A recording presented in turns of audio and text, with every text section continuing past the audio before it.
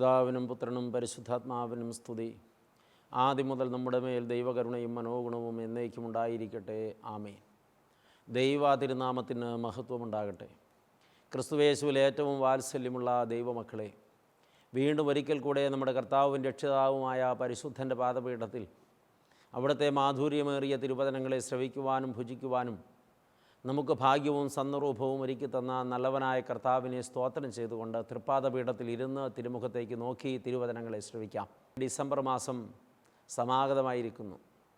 ഒരു ക്രിസ്മസ് കൂടെ നമുക്ക് ആനന്ദത്തിൻ്റെ അനുഭവമായി നമ്മിലേക്ക് പെയ്തിറങ്ങുകയാണ്. അത്യുന്നതമായ സ്വർഗസിംഹാസനത്തിൽ കോടാനുകോടിക്കണക്കിന് മാലാഖമാരുടെ അകമ്പടിയിൽ ആരാധനയുള്ള മധ്യത്തിൽ അധിവസിച്ചിരുന്ന അത്യുന്നതൻ ഈ ഭൗമലോകത്ത് കേവലം ഒരു നാരീപുത്രനായി, ഒരു മനുഷ്യനായി, ഒരനാഥനെ പോലെ കല്ലിടാവിൽ പറന്നു വീണ് ഈ ഭൂമിയെ മുഴുവനും പാപത്തിൽ നിന്നും, നാശത്തിൽ നിന്നും, ശാപത്തിൽ നിന്നും, അന്ധകാരത്തിൽ നിന്നും വിടുവിപ്പാൻ തന്നെ ഭൂമിക്ക് സമർപ്പണം ചെയ്തതിൻ്റെ അനുഗ്രഹീതമായ സ്മരണയാണല്ലോ ക്രിസ്മസ്. ലോകമാകമാനം ക്രിസ്മസ് ആചരിക്കുന്ന സമയമാകുന്നു ഇത്. ലോകത്തെ എങ്ങുമുള്ള മലയാളികൾ ക്രിസ്മസ് ആചരിക്കുന്ന ആ മനോഹരമായ അനുഭവത്തിൻ്റെ ഒരുക്കത്തിലാണ് ഈ നാളുകളിൽ. പ്രിയപ്പെട്ടവർ, ക്രിസ്മസിൻ്റെ ധ്യാനചിന്തകൾ നമ്മുടെ ഹൃദയങ്ങളെ ആഴത്തിൽ ഭരിക്കുകയും നമ്മുടെ ജീവിതത്തെ നന്നായി പരിശോധിപ്പാൻ നമുക്കിടവരുത്തുകയും ചെയ്യണം. ക്രിസ്മസുമായി ബന്ധപ്പെട്ട ധ്യാനചിന്തകളിലേക്ക് പ്രവേശിക്കുമ്പോൾ ആദ്യം മനസ്സിൽ ഓടിയെത്തുന്നത് കർത്താവ് യേശു മിശിഹായ്ക്ക് തിരുജനനത്തിന് പാത്രമായി തീർന്ന അവിടുത്തെ അമ്മയെക്കുറിച്ചാണ്.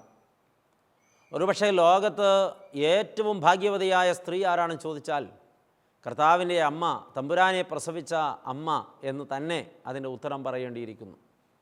കാരണം ലോകത്ത് അനേകം അമ്മമാരുണ്ടെങ്കിലും ഇത്രയും ഭാഗ്യവതിയായൊരമ്മ ലോകത്ത് വരെ ജനിച്ചിട്ടില്ല. സ്ത്രീകളിൽ നിന്ന് ജനിച്ചവരിൽ യോഹന്നാൻ സ്നാപനങ്ങളെ വലിയവരാരും എഴുന്നേറ്റിട്ടില്ല എന്ന് യേശു സാക്ഷിച്ചു എങ്കിലും ദൈവപുത്രൻ്റെ അമ്മയായിത്തീർന്ന മറിയോളം ഭാഗ്യവതി ലോകത്ത് വേറെയില്ല. ഇന്നു മുതൽ സകല തലമുറകളും എന്നെ ഭാഗ്യവതി എന്ന് വാഴ്ത്തുമെന്ന് കർത്താവിൻ്റെ അമ്മ സ്വന്തം നാവുകൊണ്ട് ആത്മാവിൽ നിറഞ്ഞ് പാടിയ പാട്ട് വേദപുസ്തകത്തിൽ ലൂക്കോസ് എഴുതിയ രക്ഷാസുവിശേഷത്തിൽ മനോഹരമായി രേഖപ്പെടുത്തിയിട്ടുണ്ട്. പ്രിയപ്പെട്ടവരെ, അമ്മ എന്ന യാഥാർത്ഥ്യത്തിൻ്റെ വില അതേ കാലഘട്ടത്തിൽ ഇനിയും ചിന്തിക്കപ്പെടേണ്ട ഒന്നാണ് എന്ന് തോന്നുകയാണ്. ദൈവമായ കർത്താവ് തൻ്റെ അമ്മയെ തിരഞ്ഞെടുത്തപ്പോൾ, അമ്മയാകുവാനൊരു സ്ത്രീയെ തിരഞ്ഞെടുത്തപ്പോൾ ആ തിരഞ്ഞെടുപ്പിൻ്റെ പിന്നിൽ ഒരു വലിയ കാഴ്ചപ്പാടുണ്ടായിരുന്നു. വിശുദ്ധിയുടെ വിളനിലമായിരുന്ന, പാപത്തിൽ നിന്ന് വേർപെട്ട് ജീവിച്ച, ഒരുപാട് പ്രാർത്ഥനാന്തരീക്ഷത്തിൽ വളർത്തപ്പെട്ട, വിനയത്തിൻ്റെയും താഴ്മയുടെയും വിളനിലമായ വിശുദ്ധ കന്യകയുടെ നാവുകളിൽ നിന്ന് തന്നെ പ്രഖ്യാപിക്കപ്പെടുന്ന മനോഹരമായ തിരുവചനമുണ്ടല്ലോ. ലൂക്കോസ് എഴുതിയ രക്ഷാസുവിശേഷം 1-ാം അധ്യായം 38-ാമത്തെ തിരുവചനം. ഇതാ ഞാൻ കർത്താവിൻ്റെ ദാസി, തിരുഹിതം പോലെ എനിക്ക് ഭവിക്കട്ടെ. സ്വയം താഴ്ത്തിക്കൊടുക്കാനുള്ള മനസ്സ്, സ്വയം സമർപ്പിക്കാനുള്ള മനസ്സ്. പ്രിയപ്പെട്ടവർ, ലോകത്ത് ഏതൊരു സ്ത്രീയും ഭാഗ്യവതിയാകുന്നത് ഈ സ്വയം സമർപ്പണത്തിന് തയ്യാറാകുന്നത് കൊണ്ടാണ്. ദൈവഹിതം തന്നിൽ നിറവേറത്തക്കവണ്ണം തന്നെ ദൈവഹിതത്തിന് സമർപ്പണം ചെയ്തതോടൊപ്പം ദൈവപുത്രൻ തന്നിൽ ഉരുവായി ഈ ഭൂമിയിൽ നരജന്മമെടുക്കുമ്പോൾ അവന് വേണ്ടി തൻ്റെ ജീവിതത്തെ സമർപ്പണം ചെയ്ത അമ്മ. പ്രിയപ്പെട്ടവർ, ലോകത്താകമാനം അമ്മ എന്ന യാഥാർത്ഥ്യം എത്ര മധുരമേറിയതാണ്. ഒരുപക്ഷെ ഈ കാലഘട്ടത്തിൽ അമ്മ എന്ന യാഥാർത്ഥ്യം ഒരു വെല്ലുവിളി നേരിടുന്നുണ്ടാകാം. അമ്മമാരിൽ പോലും മാതൃത്വത്തിൻ്റെ വലിപ്പവും വിലയും ശക്തിയുമൊക്കെ അന്യം നിന്ന് പോകുന്നുണ്ടാകാം. എന്നാൽ അമ്മ ലോകം കണ്ടതിൽ വെച്ച് ഏറ്റവും ത്യാഗപൂർണയായ ഒരു കഥാപാത്രമാണ് അമ്മ. അമ്മയെപ്പോലെ ത്യാഗം ചെയ്തവരാരും ലോകത്തില്ല. ഏതൊരു മനുഷ്യ ശിശുവും ഭൂമിയിൽ പിറന്ന് വളർന്ന് പടർന്ന് പന്തലിച്ച് ഏതെങ്കിലുമൊക്കെ നിലകളിൽ ഔന്നത്യം പ്രാപിക്കുന്നതിൻ്റെ പിന്നിൽ ഒരു സ്ത്രീയുടെ വലിയ ത്യാഗമുണ്ട്, വലിയ സമർപ്പണമുണ്ട്, വലിയ സ്നേഹമുണ്ട്. ജീവിതത്തിലെ എല്ലാ അർത്ഥത്തിലുമുള്ള സ്വയം പരിത്യാഗമുണ്ട്. പക്ഷേ സ്ത്രീ എന്ന, അല്ലെങ്കിൽ അമ്മ എന്ന കഥാപാത്രത്തെ ഇന്ന് ഈ കാലഘട്ടത്തിൽ വേണ്ടവണ്ണം ഉൾക്കൊള്ളുന്നുണ്ടോ എന്നുള്ളത് ഒരു ചോദ്യമാണ്. ഈ കാലഘട്ടത്തിൽ മനുഷ്യരെല്ലാം സ്വാർത്ഥരാണ്. സ്വാർത്ഥരായ മനുഷ്യരെല്ലാം ആ സ്വാർത്ഥ ചിന്തകളാൽ തന്നെ അമ്മയെയും വെല്ലുവിളിക്കുന്നു, അപ്പനെയും വെല്ലുവിളിക്കുന്നു. സ്വന്തം സുഖം, സ്വന്തം ലാഭം, സ്വന്തം നേട്ടങ്ങൾ എന്നതിൻ്റെ പിന്നാലെ പ്രയാണം ചെയ്യുകയാണ്. എന്നാൽ കർത്താവ് യേശു മിശിഹായുടെ അമ്മ അവനെ ഒരു ഉന്നത വ്യക്തിത്വത്തിൻ്റെ ഉടമയാക്കി വളർത്തിയെടുക്കാൻ വേണ്ടി തൻ്റെ ജീവിതം മുഴുവൻ സമർപ്പണം ചെയ്തവളാണ്. ഞാനിങ്ങനെ വിചാരിക്കുകയാണ്, യേശുക്രിസ്തുവിൻ്റെ കാഴ്ചപ്പാടുകളെല്ലാം തന്നെ രൂപപ്പെട്ടത് അവൻ്റെ അമ്മയുമായി ബന്ധപ്പെട്ടാണ്. ഒരുപക്ഷെ കർത്താവിനെ പാവങ്ങളുടെ സഹയാത്രികനാക്കി തീർത്തത് അമ്മയുടെ നിലപാടുകളാണ്. ഒരു കൊച്ചു കുഞ്ഞായിരുന്ന കാലത്ത് ഈ അമ്മയുടെ കൈപിടിച്ച് നടന്നു പോയപ്പോഴെല്ലാം കർത്താവ് പോയത് അനാഥരാക്കപ്പെട്ടവരുടെ ഇടയിലേക്കാണ്. അമ്മ അവനെ കൊണ്ടുപോയത് അങ്ങനെയുള്ളവരുടെ ഇടയിലേക്കാണ്. ഒറ്റപ്പെട്ടവർ, മുറിവേറ്റവർ, തള്ളപ്പെട്ടവർ, മനസ്സ് തളർന്നു പോയവർ, നിസ്സഹായരായിപ്പോയവർ, സഹായിക്കാൻ ആരുമില്ലാതെ എല്ലാവരാലും ത്യജിക്കപ്പെട്ടിട്ട് കയ്പും കണ്ണുനീരും കുടിക്കുന്നവരുടെ മധ്യത്തിൽ തൻ്റെ മകൻ്റെ കൈപിടിച്ച് ചെന്ന് നിന്ന് ആശ്വാസത്തിൻ്റെ വാക്കുകൾ ഓതിയും അവർക്ക് തന്നാലാവുന്ന സഹായങ്ങൾ ചെയ്തും തൻ്റെ മകൻ്റെ കണ്ണു തുറപ്പിച്ചു ഈ അമ്മ. ലോകത്തേതൊരമ്മയ്ക്കും ഇങ്ങനെ മാതൃകയാകാൻ കഴിയും. വളർത്തപ്പെടുന്ന ഭവനമാണൊരു കുഞ്ഞിൻ്റെ ലോകത്തിലെ ഏറ്റവും വലിയ വിദ്യാഭ്യാസ ഇടമെന്നുള്ളത് ഒരു സത്യമാണ്. ഒരുപക്ഷെ ഇന്ന് ആ വിദ്യാഭ്യാസ ഇടം ഒരുപാട് തകർക്കപ്പെട്ടിരിക്കൊണ്ട് തന്നെ കാഴ്ചപ്പാടുകളിൽ ഒരുപാട് പരിമിതിയും സ്വാർത്ഥതയുമൊക്കെ ഇന്നത്തെ തലമുറയിൽ വന്നുപെട്ടിട്ടുണ്ട്. ഒരുപക്ഷെ വളർത്തുദോഷം എന്നൊക്കെ പറയുന്നത് ഒരു യാഥാർത്ഥ്യമാണ്. വളർത്തു ഗുണമെന്ന് പറയുന്നതും ഒരു യാഥാർത്ഥ്യമാണ്. മാതാപിതാക്കൾ എന്താണോ അതായിരിക്കും മക്കൾ. പ്രത്യേകാല അമ്മയുടെ നെഞ്ചിൽ നിന്ന് ജീവൻ്റെ പാലൂറ്റിക്കുടിച്ച് തൻ്റെ ഉയിർ കണ്ടെത്തിയ ഏതൊരു കുഞ്ഞും അറിയാതെ അമ്മയുടെ മനസ്സും തന്നിലേക്ക് ചേർത്ത് വയ്ക്കുന്നുണ്ട്. ഒരമ്മ തൻ്റെ കുഞ്ഞിനെ പാല് കുടിപ്പിക്കുമ്പോൾ അവളുടെ ഹൃദയം, അവളുടെ ജീവൻ, അവളുടെ ആത്മാവ് തൻ്റെ കുഞ്ഞിലേക്ക് അവൾ പകരുകയാണ്. തൻ്റെ കുഞ്ഞിനെ രൂപപ്പെടുത്തിയെടുക്കുന്നതിൽ അമ്മയ്ക്ക് വലിയൊരു പങ്കുണ്ട്. ഈ ക്രിസ്മസിൻ്റെ ധ്യാനചിന്തയിൽ കർത്താവിൻ്റെ അമ്മ എന്ന ഭാഗ്യവതി മകന് കൊടുത്ത കാഴ്ചപ്പാടാണ് അവൻ പിന്നീട് പരസ്യവേലയിൽ ഉടനീളം പ്രകടിപ്പിച്ചത് എന്ന് നാം തിരിച്ചറിയണം. ഭ്രഷ്ടരാക്കപ്പെട്ടവരുടെ മധ്യത്തിൽ യേശു നിന്നുകൊണ്ട് നിങ്ങൾ അനാഥരല്ല സനാഥരാണ്, ഞാനാണ് നിങ്ങളുടെ നാഥനെന്ന് അവരോട് പറഞ്ഞും പറയാതെയും ഇരുന്ന് അവരോടൊപ്പം ആയിരുന്നപ്പോൾ, കുഷ്ഠരോഗികളുടെ കോളനിയിൽ തമ്പുരാൻ ചെന്ന് അവർക്ക് ആശ്വാസമായി, സൗഖ്യമായി, സമാധാനമായി, പ്രത്യാശയായി, നാഥനായി നിന്നപ്പോൾ ഇതിനെല്ലാം മാതൃകയായി ഈ മശിഹായുടെ ജീവിതത്തിൽ വർത്തിച്ചത് കർത്താവിൻ്റെ അമ്മയാണ്. പ്രിയപ്പെട്ടവരെ, അമ്മയുടെ സമർപ്പണവും അമ്മയുടെ ത്യാഗവുമാണ് ഇവിടെ വിലമതിക്കപ്പെടേണ്ടത്. അമ്മ എന്ന യാഥാർത്ഥ്യം മകനെ അതുപോലെ സ്വാധീനിച്ചിട്ടുണ്ട്.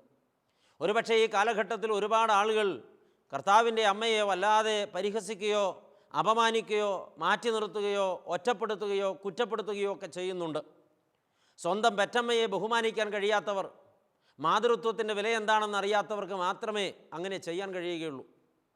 പ്രിയപ്പെട്ടവർ, ഈ അമ്മ തന്നെ മകനു വേണ്ടി സഹിച്ച സഹനത്തിൻ്റെ ആഴം ഒരുപക്ഷെ ആരാണ് വായിച്ചെടുത്തിട്ടുണ്ടാവുക? ഈ അമ്മയെ സംബന്ധിച്ച് അവൾ ബാല്യത്തിൽ അനാഥയാക്കപ്പെട്ടവളാണ്. ജന്മം മുതൽ നേർച്ചപുത്രിയായി പിറന്നു ദൈവാലയ അന്തരീക്ഷത്തിലാണ് വളർത്തപ്പെട്ടത്. അമ്മയുടെ ചരിത്രം അത് വ്യക്തമായി പഠിപ്പിക്കുന്നുണ്ട്.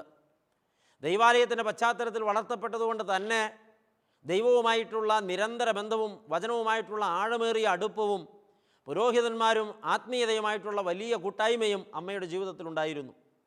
അതുകൊണ്ട് തന്നെ അമ്മയുടെ ജീവിതത്തിൽ രൂപപ്പെട്ടു വന്ന വ്യക്തിത്വം തികച്ചും ആധ്യാത്മിക വ്യക്തിത്വമായിരുന്നു. ലോകത്തെക്കുറിച്ചോ പാപത്തെക്കുറിച്ചോ കളങ്കത്തെക്കുറിച്ചോ ലോക ഇമ്പങ്ങളെക്കുറിച്ചോ ആസ്വാദനങ്ങളെക്കുറിച്ചോ ചിന്തിക്കാൻ പോലും ഈ അമ്മയ്ക്ക് കഴിഞ്ഞിട്ടില്ല. അതിനുള്ള അവസരവും കിട്ടിയിട്ടില്ല. ചിന്തിച്ചതും ധ്യാനിച്ചതും മുഴുവൻ ആധ്യാത്മികതയെക്കുറിച്ചും ദൈവത്തെക്കുറിച്ചും ദൈവസ്നേഹത്തെക്കുറിച്ചും അനന്തരമായ ദൈവിക നടത്തിപ്പുകളെക്കുറിച്ചുമാണ്. ഇതിനാൽ രൂപപ്പെട്ടു വന്ന ഈ വ്യക്തിത്വം അമ്മയാകുവാൻ വിളിക്കപ്പെട്ടപ്പോൾ അത് ദൈവപുത്രൻ്റെ അമ്മയാകുവാനുള്ള വിളിയായിരുന്നു. ലോകത്താകമാനം രക്ഷ വിതറുവാൻ സ്വർഗം ഭൂമിയിൽ പെയ്തിറങ്ങുമ്പോൾ സ്വർഗം ഭൂമിയിൽ പെയ്തിറങ്ങുവാനുള്ള വിളനിലമായി ഈ കർത്താവിൻ്റെ അമ്മ വിളിക്കപ്പെടുകയായിരുന്നു.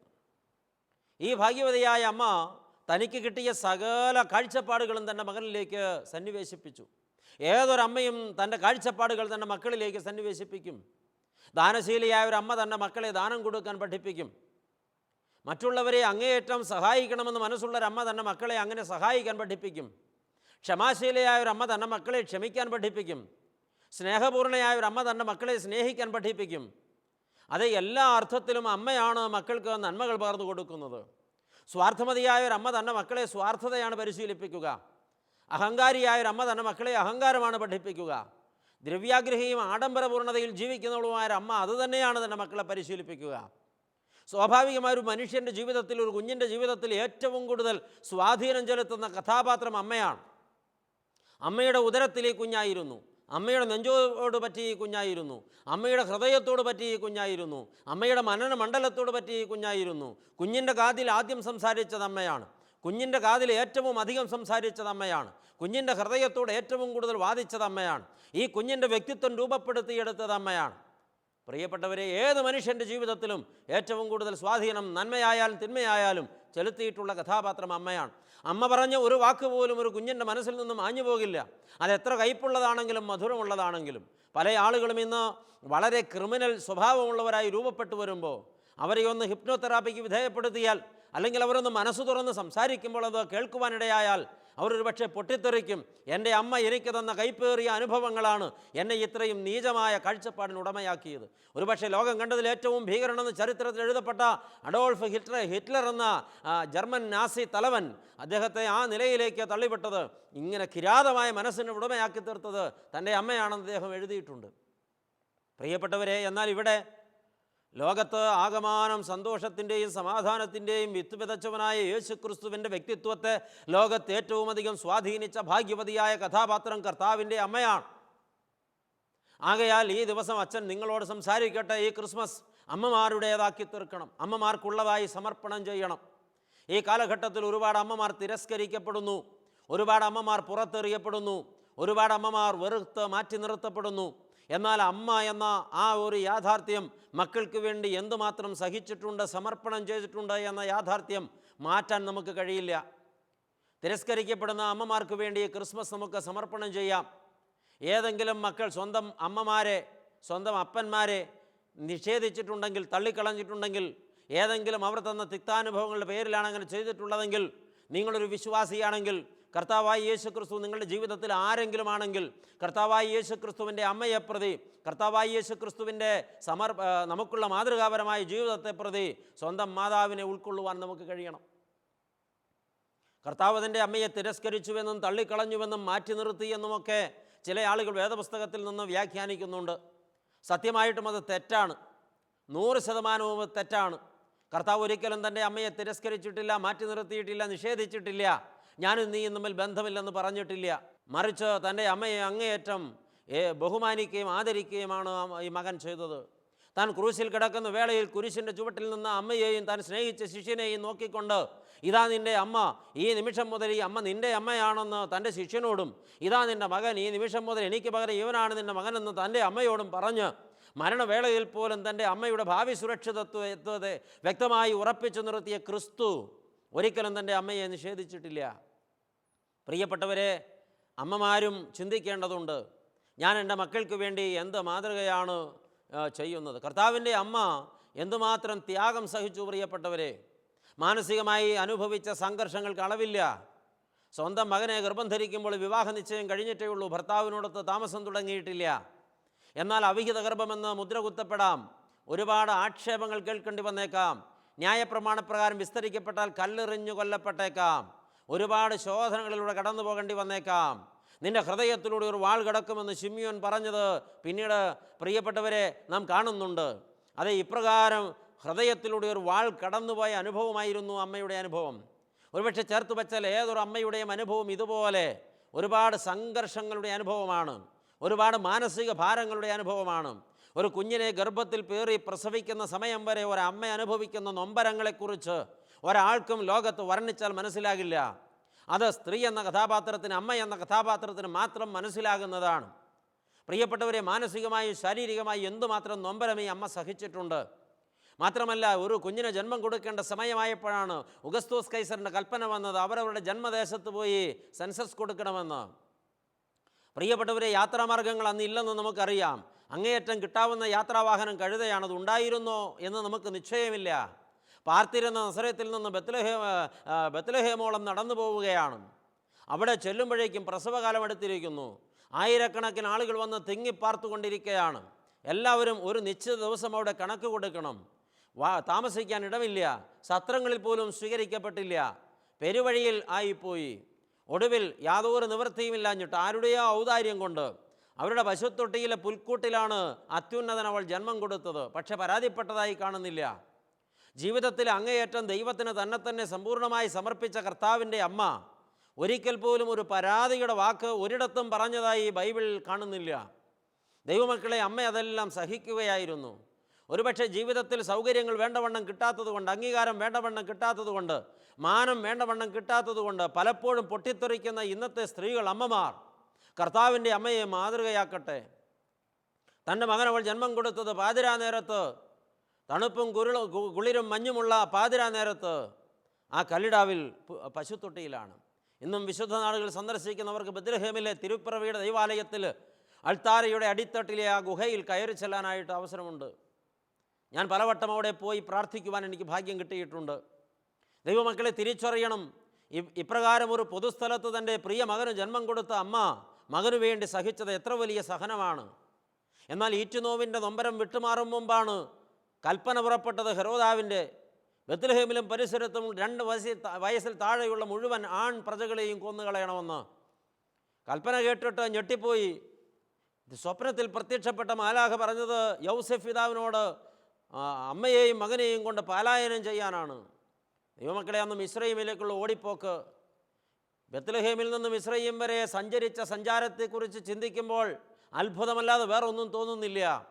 മണിക്കൂറുകളോളം ബസ്സിൽ യാത്ര ചെയ്താൽ 10-15 മണിക്കൂർ ബസ്സിൽ യാത്ര ചെയ്തിട്ട് ഓടിയെത്തേണ്ട ദൂരം അന്നവർ കാൽനടയായി പലായനം ചെയ്തുവെന്ന് പറയുമ്പോൾ, അതും ഈറ്റുനോവ് മാറും മുമ്പ് തൻ്റെ കുഞ്ഞിനെ കൈകളിലേന്തി അമ്മ പ്രയാണം ചെയ്തു എന്ന് പറയുമ്പോൾ എന്തുമാത്രം വലിയ ത്യാഗമാണ് തൻ്റെ മകനു വേണ്ടി അമ്മ സഹിച്ചിട്ടുണ്ടാവുക.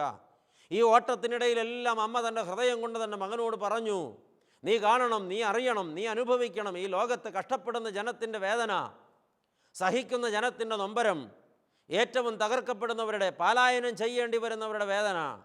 ഇത് സംസാരിക്കപ്പെടുമ്പോൾ തന്നെ അച്ഛൻ ഓർക്കട്ടെ, ഈ കാലഘട്ടത്തിൽ ദൈവമക്കളെ അറേബ്യ നാടുകളിൽ മധ്യപൗരസ്ത്യ ദേശത്ത് ധാരാളം ആളുകൾ പലായനം ചെയ്തുകൊണ്ടിരിക്കുകയാണ്.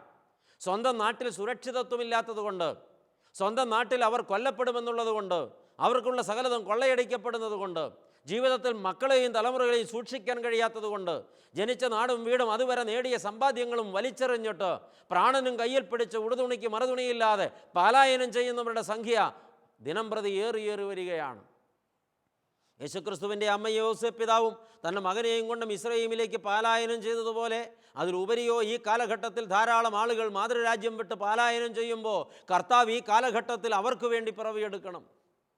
പ്രിയപ്പെട്ടവരെ, തിരിച്ചറിവിലേക്ക് നാം എത്തണം.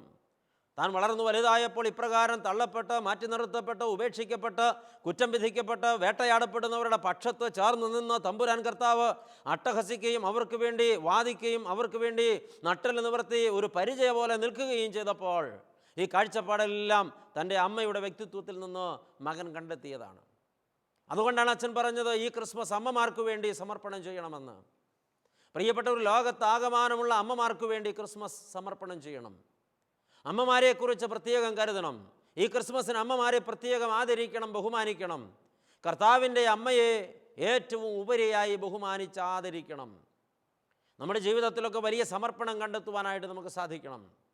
നമുക്ക് നമ്മുടെ അമ്മമാർക്ക് വേണ്ടി ചില പ്രൊജക്റ്റുകൾ രൂപപ്പെടുത്താൻ കഴിയണം. അമ്മ എന്ന യാഥാർത്ഥ്യത്തിൻ്റെ വില നമുക്ക് തിരിച്ചറിയാൻ കഴിയണം. ദൈവമെന്ന പദം കഴിഞ്ഞാൽ ലോകത്ത് ഏറ്റവും പൂർണ്ണതയുള്ള പദമാണ് അമ്മ എന്ന പദം. ഒരു മനുഷ്യന് വേണ്ടി തൻ്റെ ജീവിതത്തിൽ ഏറ്റവും കൂടുതൽ ചെയ്തത് ദൈവമാണെങ്കിൽ പിന്നെ ഏറ്റവും കൂടുതൽ ചെയ്തത് അമ്മയാണ്. അപ്പനൊന്നും ചെയ്തിട്ടില്ലെന്നല്ല, അപ്പൻ ചെയ്തതിൻ്റെ കണക്ക് പറയുന്നില്ലെന്നുമല്ല. ദൈവമക്കളെ അപ്പൻ ഏറെ ചെയ്തിട്ടുണ്ട്. പക്ഷേ അമ്മ എന്ന ആ ഒരു യാഥാർത്ഥ്യം, അതുകൊണ്ട് ഈ ക്രിസ്മസ് അമ്മമാർക്ക് വേണ്ടി നമുക്ക് സമർപ്പണം ചെയ്യാം. ലോകത്താകമാനമുള്ള അമ്മമാർക്ക് വേണ്ടി ക്രിസ്മസിന് നമുക്ക് പ്രാർത്ഥിക്കാം. ലോകത്താകമാനമുള്ള അമ്മമാരെ നമുക്ക് ആദരിക്കാം. ലോകത്താകമാനം തകർക്കപ്പെട്ട, തള്ളപ്പെട്ട അമ്മമാരെ നമുക്ക് സന്ദർശിക്കാം. ദൈവമക്കളെ, ഒന്നോർത്തു നോക്കണം, എത്രയോ വൃദ്ധസദനങ്ങളിൽ അമ്മമാർ നെടുവീർപ്പിട്ട് കഴിച്ചു കൂട്ടുന്നുണ്ട്. മക്കളില്ലാത്തവരുമുണ്ട്, മക്കളുണ്ടായിട്ട് ഉപേക്ഷിക്കപ്പെട്ടവരുമുണ്ട്. ആരുടെയെങ്കിലും അമ്മയാകട്ടെ, അനാഥയാക്കപ്പെട്ട ഒരു അമ്മയെ സന്ദർശിച്ച് ഒരു പുതുവസ്ത്രം വാങ്ങിച്ചു കൊടുത്ത് അവർക്ക് ഒരു പുഞ്ചിരി സമ്മാനിച്ച് അവർക്കൊരു മുത്തവും കൊടുക്കാൻ നമുക്ക് ഭാഗ്യമുണ്ടായാൽ നാം കർത്താവിൻ്റെ അമ്മയെ ബഹുമാനിക്കുന്നത് പോലെ ആ അമ്മയെ നമുക്ക് ബഹുമാനിക്കാൻ കഴിയും.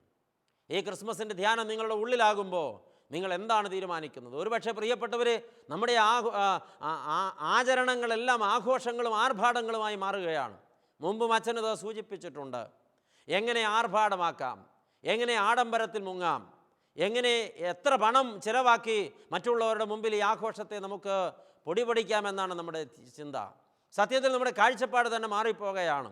സ്വർഗത്തിൽ കോടിക്കണക്കിന് മാലാഖമാർ ആരാധിക്കുമ്പോൾ തമ്പുരാൻ പിറവിക്ക് തിരഞ്ഞെടുത്തത് ഒരു അനാഥ ബാലികയെ. കോടിക്കണക്കിന് മാലാഖമാർ സ്വർഗത്തിൽ ആരാധിക്കുമ്പോൾ തമ്പുരാൻ പിറന്നു വീണത് ഒരു കല്ലിടാവിൽ, ഒരു പശുത്തൊട്ടിയിൽ. ദൈവമക്കളെ, ഒന്നോർത്താൽ ലോകത്ത് കർത്താവിൻ്റെ കാഴ്ചപ്പാടാണ് ക്രിസ്മസിന് ക്രിസ്ത്യാനി കണ്ടെത്തേണ്ടിയിരിക്കുന്നത്. സകലത്തിലും ക്രിസ്തുവിനെ പിന്തുടരുന്നവരുടെ പേരാണ് ക്രിസ്ത്യാനി. സകലത്തിലും ക്രിസ്തുവിനെ പിന്തുടരാൻ കഴിയാത്തവന് ക്രിസ്ത്യാനി എന്ന പേരുമായി ലോകത്ത് ജീവിക്കുന്നത് തന്നെ ക്രിസ്തുവിന് അപമാനം. ഞാനും നിങ്ങൾ നമ്മുടെ ജീവിതത്തെ തൂക്കി നോക്കേണ്ട നാളുകളാണിത്. ഈ ക്രിസ്മസ് ഒരു പുതിയ കണ്ടെത്തലായി മാറണം. ഈ ക്രിസ്മസിൽ പുതിയ കാഴ്ചപ്പാട് രൂപപ്പെടുത്തിയെടുക്കാൻ കഴിയണം. ഈ ക്രിസ്മസിൽ അമ്മമാരോടുള്ള നമ്മുടെ മനോഭാവം എന്താണെന്ന് പരിശോധിക്കണം. അതിലെവിടെയെങ്കിലും വീഴ്ചയോ വിള്ളലോ വന്നിട്ടുണ്ടെങ്കിൽ നാം തിരുത്തണം. ലോകത്ത് എവിടെയായിരുന്നാലും അമ്മമാരെ സന്ദർശിപ്പാൻ ആ ദിവസം നമുക്ക് ഭാഗ്യമുണ്ടാകണം. ഒരുപാട് ദൂരെ നിന്ന് വന്ന് കണ്ടെത്തി അമ്മമാരെ സന്ദർശിക്കാൻ കഴിയുന്നില്ലെങ്കിൽ അന്ന് ഏറെ സമയം അമ്മമാരോട് സംസാരിപ്പാൻ സമയം കണ്ടെത്തണം. സാധിക്കുമെങ്കിൽ അവരോടൊപ്പം ഇരുന്ന് ആഹാരം കഴിച്ച് അവരെ സന്തോഷിപ്പിക്കാൻ കഴിയണം. അമ്മ എന്ന യാഥാർത്ഥ്യത്തിൻ്റെ വില തിരിച്ചറിയാൻ കഴിയണം. ഇതിനൊക്കെ മാതൃക തന്നിരിക്കുന്ന കർത്താവിൻ്റെ അമ്മയും മശിഹായും തമ്മിലുള്ള ആഴമേറിയ ബന്ധമാണ്. തൻ്റെ മകൻ്റെ യാത്രയിൽ ഉടനീളം തൻ്റെ മകൻ ഒരിടത്തും തടസ്സം സൃഷ്ടിക്കാതെ തൻ്റെ മകൻ്റെ യാത്രയിൽ പിന്തുണ കൊടുത്ത് പിന്നാലെ നടന്നവളാണമ്മ. ഒരിക്കലും മുന്നിൽ കയറി നടന്നതായി കാണുന്നില്ല. തൻ്റെ മകനെ നയിച്ചത് പിന്നിൽ നിന്നുകൊണ്ടാണ്. തൻ്റെ മകന് മാതൃക കൊടുത്ത കർത്താവിൻ്റെ അമ്മ. ഈ അമ്മ നമുക്ക് ഭാഗ്യമുള്ള ഒരു അനുഭവമാണ്. അമ്മ പറഞ്ഞതുപോലെ ലോകത്തെല്ലാ തലമുറകളും എന്നെ ഭാഗ്യവതി എന്ന് വാഴ്ത്തുന്നു, ഇപ്പോഴും വാഴ്ത്തിക്കൊണ്ടിരിക്കുകയാണ്. പ്രിയപ്പെട്ടവരെ, കർത്താവിൻ്റെ അമ്മയുടെ സ്വഭാവം നമുക്കും നമ്മുടെ ജീവിതത്തിലേക്ക് ഏറ്റെടുക്കാം. വിനയമുള്ളവരാകാം, താഴ്മയുള്ളവരാകാം, വിശുദ്ധിയുള്ളവരാകാം, സമർപ്പണ ജീവിതമുള്ളവരാകാം. കർത്താവിൻ്റെ പദ്ധതിക്ക് നമ്മെ തന്നെ വിട്ടുകൊടുക്കാം, നമുക്കുള്ളതിനെയും വിട്ടുകൊടുക്കാം. കർത്താവിൻ്റെ അമ്മയുടെ ലോകത്തെ ഏറ്റവും വലിയ സമ്പാദ്യമാണ് സ്വന്തം മകൻ. അവനെ ലോകം മുഴുവൻ്റെയും പരിത്രാണത്തിന് വേണ്ടി ക്രൂശിൽ യാഗമാകാൻ അർപ്പിച്ചു കൊടുത്തപ്പോൾ അമ്മ പതറിയില്ല. അമ്മയുടെ ഉള്ളം ആവർത്തിച്ച് മന്ത്രിച്ചു കൊണ്ടിരുന്നു, ഞാൻ ഭാഗ്യവതിയാണ്. എന്തുകൊണ്ടെന്നാൽ ലോകത്തുള്ള സകല മാനവകുലത്തെയും പാപത്തിൽ നിന്ന് പരിത്രാണം ചെയ്യാൻ എൻ്റെ മകനെ ഞാൻ ലോകത്തിന് വേണ്ടി സമർപ്പണം ചെയ്യുകയാണ്.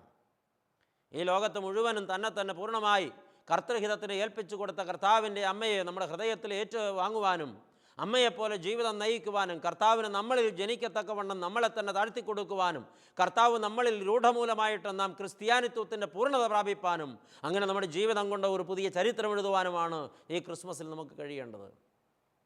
അതിന് നമുക്ക് സാധിക്കുമ്പോഴാണ് ക്രിസ്മസ് യാഥാർത്ഥ്യമുള്ളതായിത്തീരുന്നത്.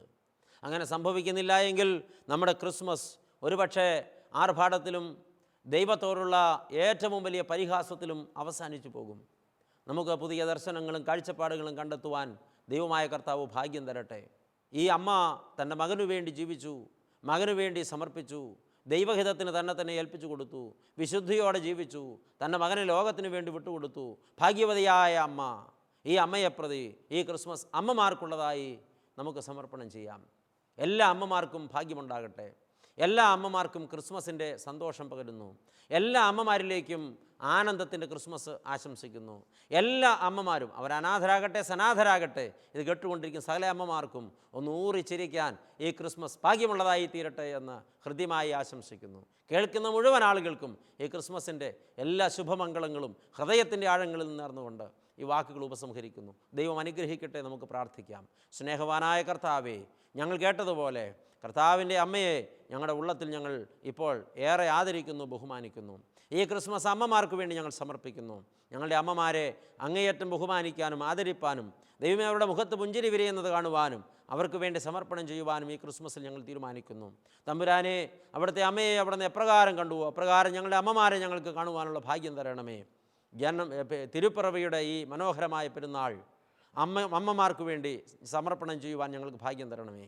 ഞങ്ങളെ അവിടുന്ന് ശക്തീകരിക്കണമേ. പ്രാർത്ഥന അവിടുന്ന് കേട്ടതുകൊണ്ട് സ്തോത്രം.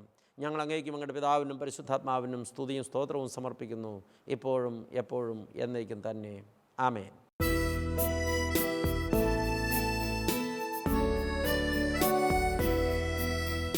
സംരക്ഷിത ജാതികളിൽ വരുവിൻ പാടിൻ, തനയൻ തൻ ജനനത്തിൽ സ്തോത്രം പാടിൻ.